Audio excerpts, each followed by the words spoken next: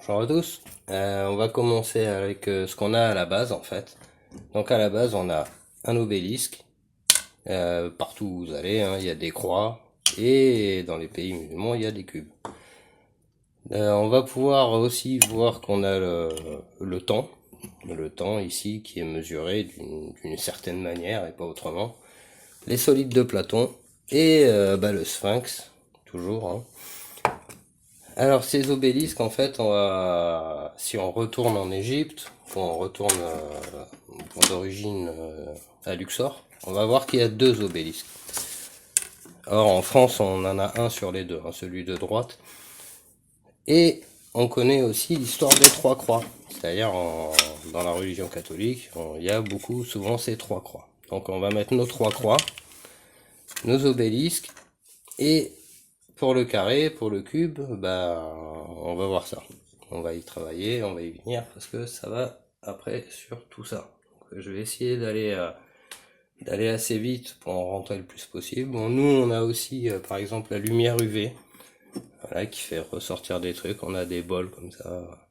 Donc voilà, on a plein de choses très intéressantes pour pouvoir analyser notre environnement et comprendre un peu comment ça se passe. Donc le temps, on est au courant, le sablier, on en a plus besoin. On a aussi la dualité, hein, sous forme de yin-yang, très important. On a des observations de la planète, aujourd'hui on sait, la planète elle est ronde, on a plein de satellites qui tournent autour de nous. La lune est ronde, tout est rond. Donc dans ces obélisques, en fait, en faisant le chemin, alors là je vais aller un petit peu plus vite, ça donnait ça pour l'obélisque, et on va découvrir qu'il y a trois obélisques. Voilà, ces trois obélisques qui vont nous ramener après à ça, le carré de 121. Mais on va y revenir. Donc ces trois obélisques, assemblés comme ça, enfin mis à la suite, ça donnait ça. On a aussi les trois ronds de God, hein, je vais pouvoir les enlever. Donc ces trois ronds aussi, global organisation définie, on les assemble et ça donne ça. Et là aussi on va y venir. Quand on a compris ce truc là, on peut passer à ça. Donc les trois croix aussi. Alors, les obélisques, je vais les enlever. Et on va retrouver aussi ce truc là avec les trois croix, donc rouge, orange, jaune, où on va pouvoir intégrer les couleurs. Donc vous pouvez me dire ça c'est arbitraire, ça n'a pas de sens. Si, vous allez voir que ça a du sens. En fait, nous sommes des êtres tridimensionnels. Alors, je vais faire ça. Nous sommes des êtres tridimensionnels. Donc ici, c'est le premier espace en deux dimensions. C'est un volume en 3D, c'est du 3D ça. Mais si je le faisais sur un papier, on dit que c'est du deux dimensions. Donc le premier espace fermé en deux dimensions, c'est ça. Et ça peut pas être autrement. Maintenant, si je pousse ce truc-là en 3 dimensions, ça donne un tétraèdre. Mais le tétraèdre, on va y revenir. Les anciens, ou n'importe qui sur cette planète, a pu constater que les couleurs de l'arc-en-ciel... Alors l'arc-en-ciel, effectivement, hein, c'est quelque chose que tout le monde connaît. Tout le monde connaît la pluie, tout le monde connaît la pluie avec le soleil, et ça donne des arcs-en-ciel. Ces arcs-en-ciel, ils ont 6 couleurs. 6 couleurs observables pour tout le monde, 6 couleurs faciles à voir. Et ces 6 couleurs, donc on a 3 dimensions, 3 unités de même longueur. On va pouvoir les assembler comme ça, et découvrir ainsi l'hexagone. L'hexagone, c'est une forme très importante qu'on va retrouver aussi là-bas, sur les trucs là, la ruche là. Alors une fois qu'on a compris ces hexagones là, ces 6 couleurs qui dans le triangle qui ont formé l'hexagone, on va pouvoir faire la même chose, intégrer ces couleurs dans le tétraèdre. Alors je les ai pas tous fait les tétraèdres. Alors les couleurs aussi, ça dans l'hexagone ça va beaucoup plus loin, mais ça c'est plus compliqué. Nous on en est là au tétraèdre, donc le premier volume tridimensionnel, et dans ce volume tridimensionnel on va pouvoir là aussi intégrer toutes les couleurs, les 6 couleurs de l'arc-en-ciel, ça va donner ça. Donc là, on a une forme le premier volume tridimensionnel avec 6 arêtes, les 6 couleurs qui vont rentrer dedans. Mais nous, on va pas s'arrêter là parce qu'il nous faut le bleu indigo, le rose, le blanc et le transparent pour aller plus loin. C'est les couleurs qui sont au-dessus. Mais là-dedans, on va pouvoir constater qu'on peut y rentrer la dualité. Et la dualité x2. Voilà, il y a 2 blancs et 2 noirs. Alors bien sûr, ça nous ramène à ceci. Alors ça, une fois que c'est compris, il nous manque des couleurs. Donc là-dessus, il nous manque le bleu indigo, le rose pour le moment. Et on va pouvoir reprendre ce chemin-là avec les pyramides. Ici, cette forme pyramidale qui est extrêmement importante. Hein. Donc cette forme pyramidale, elle a la propriété en fait de pouvoir intégrer 8 couleurs. C'est 8 couleurs de l'infini. Donc ici 8 couleurs, donc on peut y rentrer la dualité. Mais si on assemble les pyramides, donc on va le faire ici. Si on assemble les pyramides,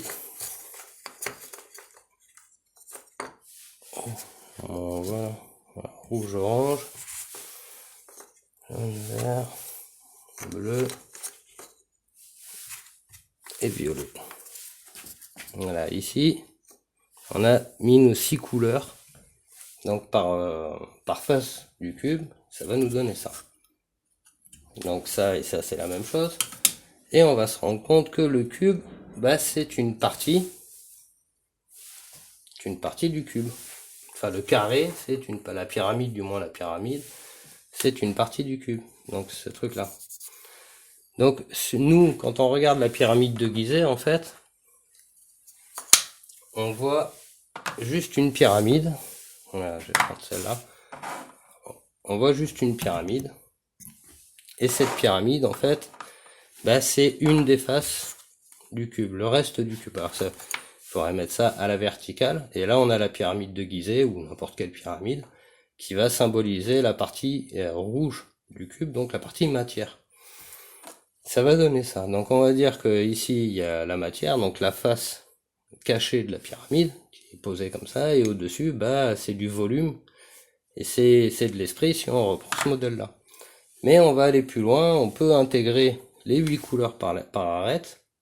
Donc on pourrait aussi mettre ça là-dedans à la place de celui-là. Et on est beaucoup plus proche de la réalité.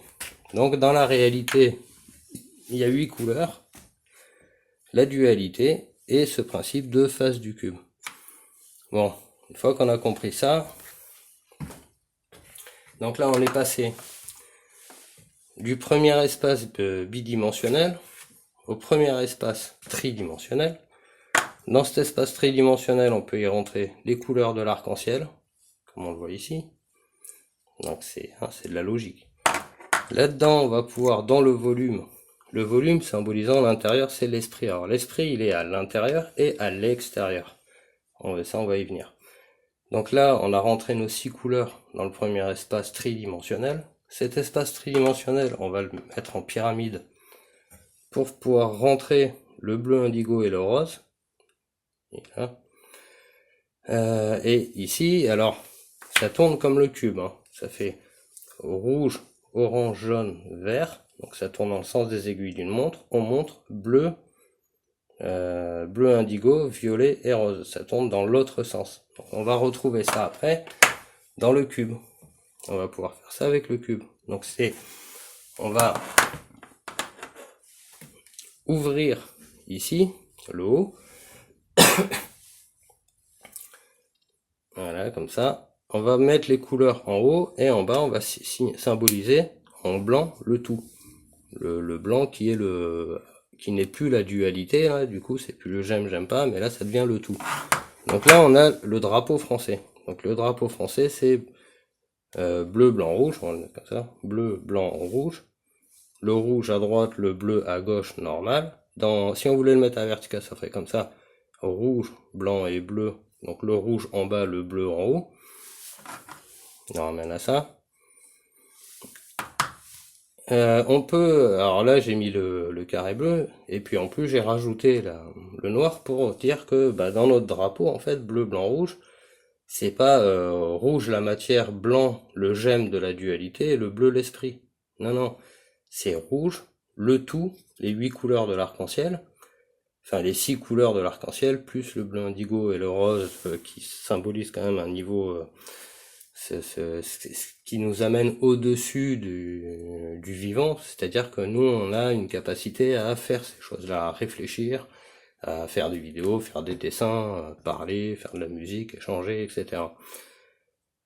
Ça vient avec le bleu indigo en fait, c'est la compréhension, qu'est-ce qu'on met en fait, faut mettre du cœur à l'ouvrage, quoi. Donc voilà, là on est passé. Donc premier espace bidimensionnel, premier espace tridimensionnel, la pyramide, elle est là. De la pyramide, on passe au cube. Voilà. Donc ce cube-là, il y avait cette lecture, hein, bien sûr, en rouge, orange, jaune, parce qu'on ne peut pas sortir des 6 faces, hein, bien sûr. Comme ici, le chiffre 6, il est toujours présent, en fait.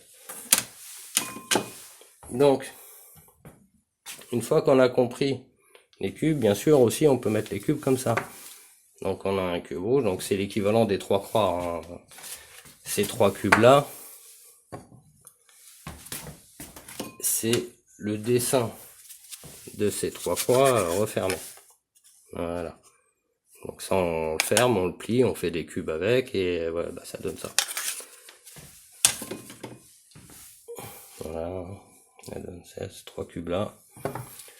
Mais on va aller plus loin, on va faire un cube par couleur, avec les couleurs qu'on a compris, donc le bleu indigo et le rose.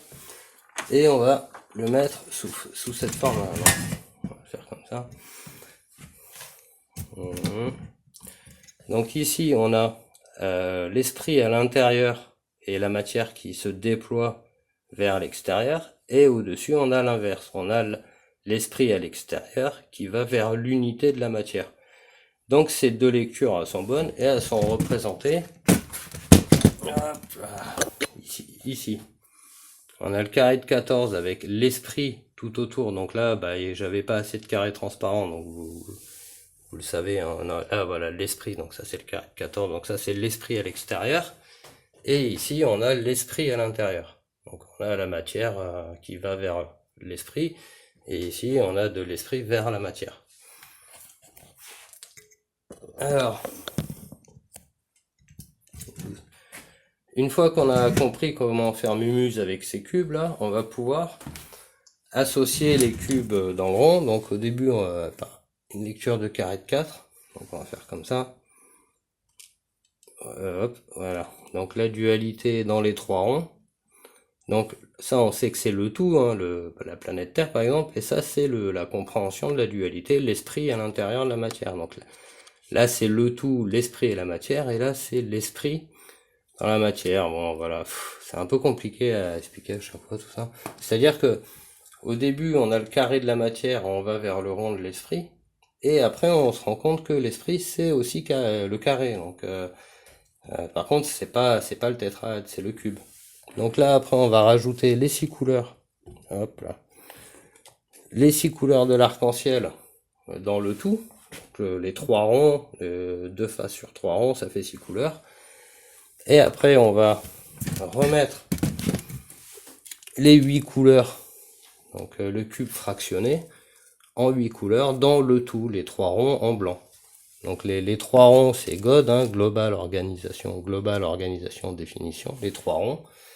Et à l'intérieur, les 8 couleurs, donc le cube fractionné qui va aussi symboliser l'esprit. C'est pas facile tout ça, hein. Donc après on peut passer aussi sur ces cubes là, ça va donner ces cubes là, et ça va donner ces 3 croix. Alors, je vais faire un peu de place.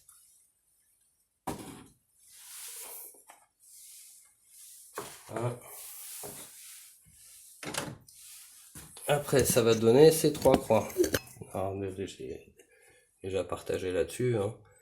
Ces 3 croix, donc là à droite on a j'existe et j'aime pas, et puis voilà, point barre. Ça, c'est, bah, je redescends à ma place, donc je me représente là-dedans. Et après, bah, faut passer à ça. Faut passer à ça. Donc, j'existe et j'en sais rien, enfin, et je vote. Et là, c'est j'arrête de voter.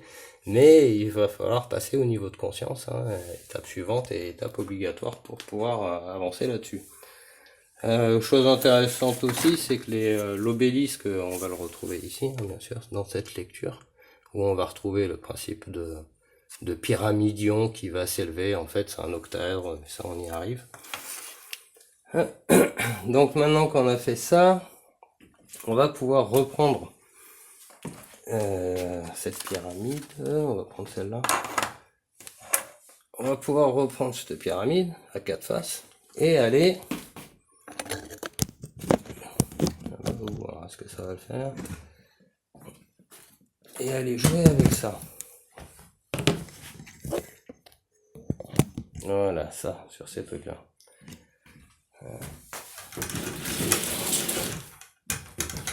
Voilà, est-ce que c'est mieux? Voilà.